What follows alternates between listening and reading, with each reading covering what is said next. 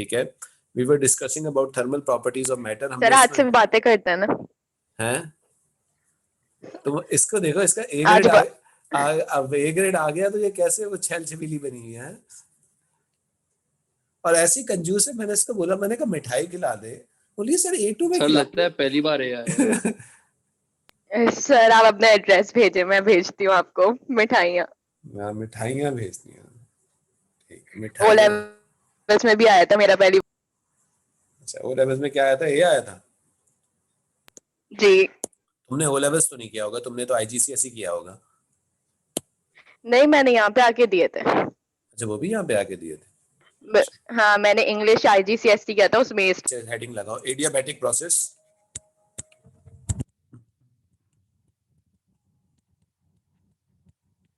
Adiabatic process, ठीक है जी।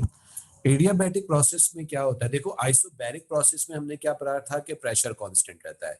Isochoric process में हमने पढ़ा था वॉल्यूम कांस्टेंट रहता है। आइसोथर्मल प्रोसेस में हमने पढ़ा कि टेम्परेचर कांस्टेंट रहता है। एडियाबैटिक प्रोसेस में हम कहते हैं नो हीट एनर्जी एंटर और लीव्स द सिस्टम, ठीक है जी। यानी हम ये कह रहे हैं कि Q सिस्टम में क्या होगा? 0 होगा। ऐसा कैसा पॉसिबल होता है? तो जरा ध्यान से सुनिएगा। हमारे पास एक कंटेनर है, इसमें हमने गैस रखी और ऊपर हमने एक पिस्टन लगाया, ठीक है।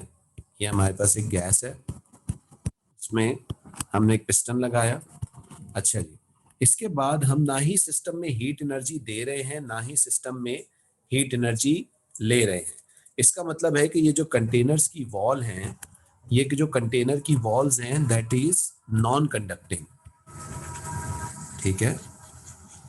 ये जो कंटेनर की walls of container are non conducting, यानी इंसुलेटर की बनी हुई है,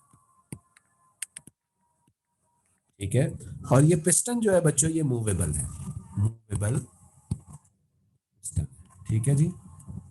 अगर किसी ने ई कैट में पढ़ा है इसके बारे में, थर्मल फिजिक्स के बारे में, तो वो ई कैट में walls of the container are non conducting के लिए वो क्या वर्ड यूज करेंगे? वहां पे डायथर्मल वॉल्स है,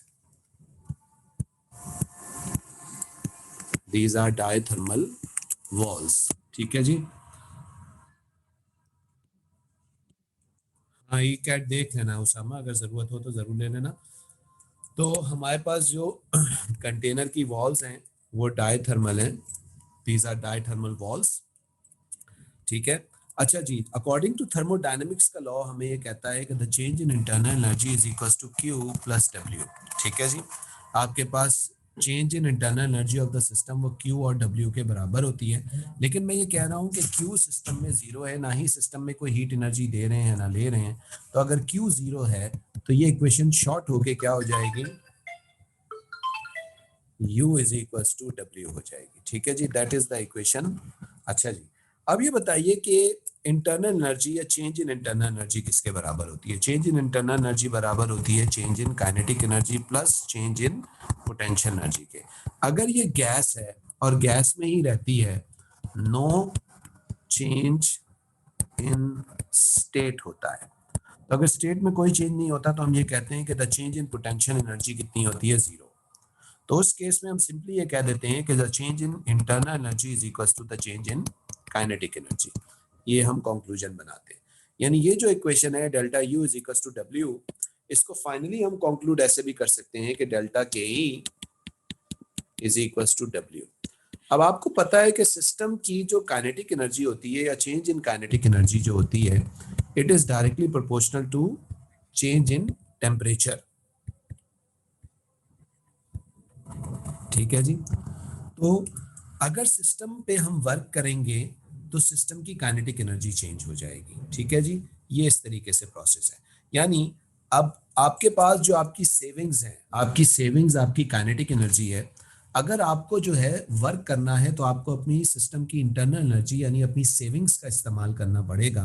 आपको ना कहीं से एनर्जी मिलेगी, ना आप कहीं एनर्जी बाहर दोगे, यानी आप अपनी सेविंग से वर्क करोगे, और जब आप पे वर्क होगा तो आपकी सेविंग्स जो है या आपकी काइनेटिक एनर्जी जो है वो इंक्रीज होती चली जाएगी। This is simply adiabatic process, ठीक है।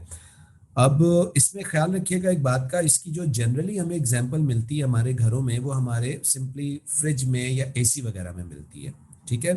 अगर आप लोगों ने एसी का सिस्टम देखा है तो एसी के सिस्टम में हमारे पास एक इनर होता है और एक आउटर होता है। आउटर में हमारे पास होता है कंप्रेसर होता है, ठीक है। होता यह है कि हम कंप्रेसर से गैस, जो हमारे फियॉन वेपर्स होते हैं, जो गैस जिसको हम नॉर्मली एसी की गैस बोलते हैं, उस गैस को कंप्रेसर से हम कंप्रेस कर देते हैं, ठीक है। जब हम उसको कंप्रेस करते हैं, दबाते हैं, उस पर वर्क करते हैं, तो सिस्टम का टेम्परेचर बढ़ जाता है।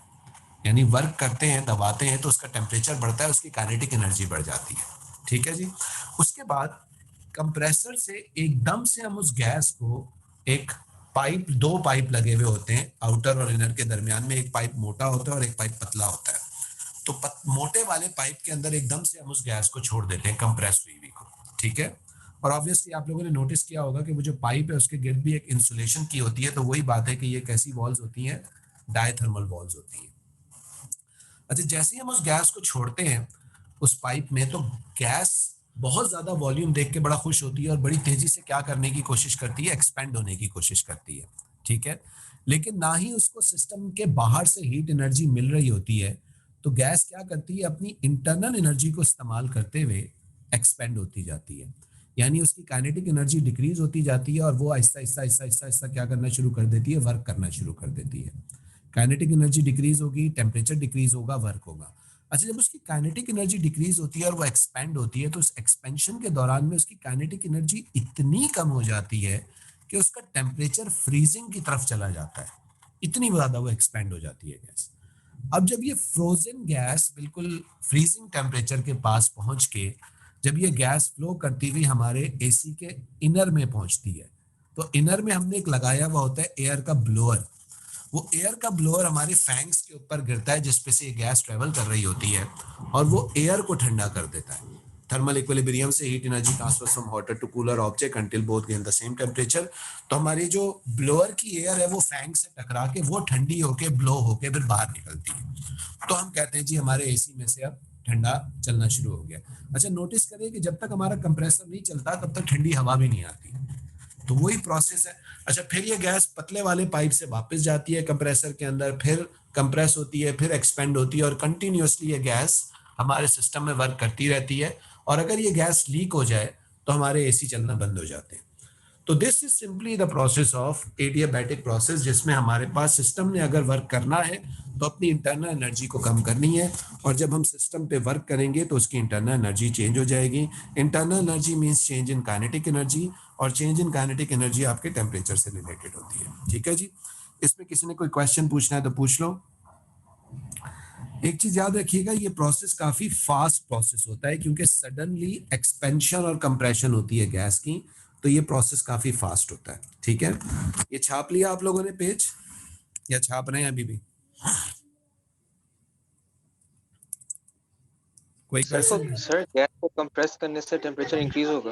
बिल्कुल सही है, गैस को कंप्रेस करेंगे टेम्परेचर इंक्रीज होगा। जब गैस एक्सपेंड होगी और उसको हम कहीं बाहर से एनर्जी नहीं देंगे एक्सपेंशन के लिए, हीट एनर्जी, तो गैस की इंटरनल एनर्जी डिक्रीज होगी, यानी उसका टेम्परेचर डिक्रीज होगा, ठीक है। और कोई क्वेश्चन? जी हेमन, हुनैन, माहम, नवीन, उसामा, कोई सवाल पूछना है? जोहा? No sir. नहीं सर। No sir.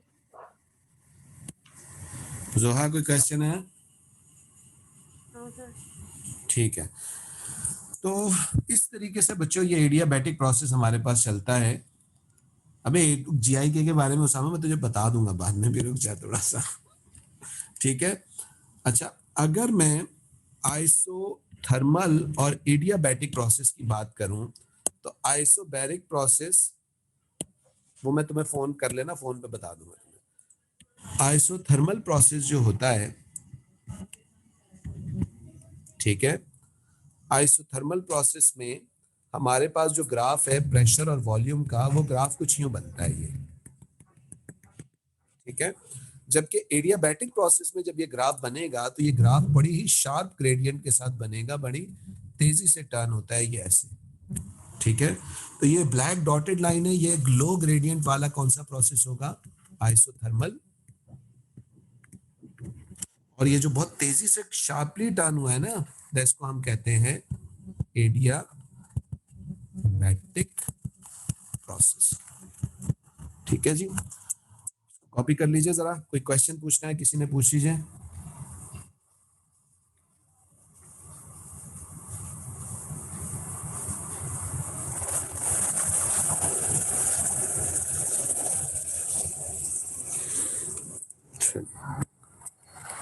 अच्छा, ये अभी मीटिंग ओवर हो जाएगी तो मेरा ख्याल है हम लोग वापस आते हैं और उसके बाद फिर हम इसका एक क्वेश्चन भी पास पेपर का करते हैं। ये जितनी भी नॉलेज हमने ली है इस सारी चीजों को हम एक क्वेश्चन के ऊपर अप्लाई करने की कोशिश करते हैं, ठीक है। ये ग्राफ छाप लिया आप लोगों ने,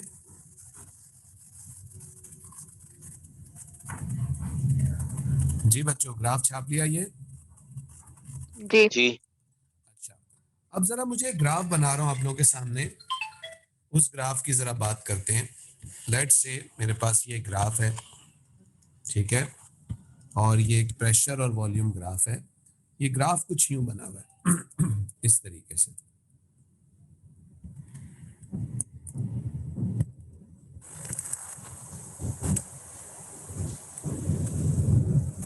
ठीक है जी। और ये बाय द वे इस तरह से चल रहा है। बाय द वे ये जो आप देख रहे हैं ये पूरा एक पैटर्न फॉलो कर रहा है। तो ये पैटर्न जब कोई चीज फॉलो करती है तो हम इसको क्या बोलते हैं, साइकिल। एक साइकिल है, ठीक है। अच्छा, ये ए बी प्रोसेस जो है ये आइसोथर्मल भी हो सकता है या एडियाबैटिक भी हो सकता है। This is isothermal. इसमें क्या हो रहा है कि प्रेशर आपके पास जो है वो डिक्रीज होता जा रहा है, वॉल्यूम बढ़ता जा रहा है, बॉयल्स लॉ है। अच्छा, B to C that is volume आपके पास चेंज हो रहा है, वॉल्यूम चेंज हो रहा है, प्रेशर कांस्टेंट है, तो इसको हम बोलते हैं आइसोबैरिक प्रोसेस। और सी टू ए आपके पास वॉल्यूम कांस्टेंट है, प्रेशर चेंज हो रहा है, तो इसको हम कहते हैं आइसोकोरिक प्रोसेस, ठीक है। और आपके पास एक याद रखिएगा, एक साइकिल में चेंज इन इंटरनल एनर्जी हमेशा कितनी होती है, 0, क्योंकि वापस गैस अपने उसी पोजीशन पे आती है। तो एक साइकिल में चेंज इन इंटरनल एनर्जी 0 है। इसको जरा जल्दी से कॉपी करो और उसके बाद फिर ये मीटिंग एंड होगी तो दोबारा रिटर्न होना, मैं एक क्वेश्चन भी कराऊंगा इसका। जल्दी से छापो इसको, वक्त कम मुकाबला तेज, हल जल्दी जल्दी।